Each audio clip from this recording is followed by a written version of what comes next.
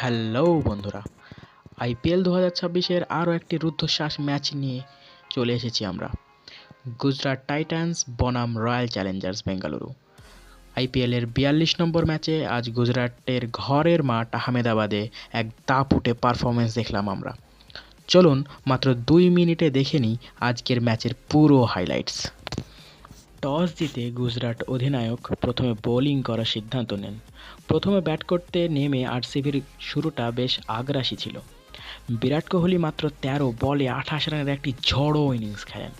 অন্যদিকে দেবদত্ত পাডিক্কাল 24 বলে 40 রান করে দলের হাল ধরার চেষ্টা করেন। কিন্তু গুজরাটের বোলারদের দুর্দান্ত বোলিংয়ে আরসিবির ব্যাটিং লাইন আপ তাসের ঘরের মতো ভেঙে পড়ে। আরশাদ খানের 3টি এবং রশিদ খানের 2টি উইকেটের সুবাদে 19 ওভার 2 বলে মাত্র 155 রানেই অল আউট হয়ে যায় বেঙ্গালুরু।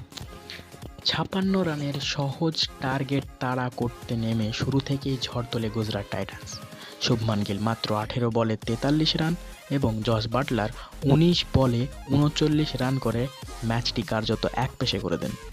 তবে আরসিবির বোলার ভুবনেশ্বর কুমার 3টি উইকেট নিয়ে ম্যাচে ফেরার আপ্রাণ চেষ্টা করেছিলেন, কিন্তু রাহুল তেওয়াটিয়ার 17 বলে 27 রানের অপরাজিত ইনিংস ভর করে 15 ওভার 5 বলেই 6 উইকেট হারিয়ে জয়ের লক্ষ্যে পৌঁছয় যায় গুজরাট টাইটান্স।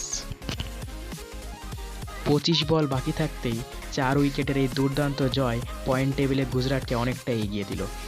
আজকের ম্যাচে আরসিবির হারের মূল কারণ কী বলে মনে হয় আপনার? ব্যাটসম্যানদের ব্যর্থতা নাকি বোলারদের অভাব? কমেন্ট করে অবশ্যই জানাবেন। আইপিএলের সব আপডেট সবার আগে পেতে ভিডিওটিতে লাইক দিয়ে আমাদের চ্যানেলটি সাবস্ক্রাইব করে দেখুন।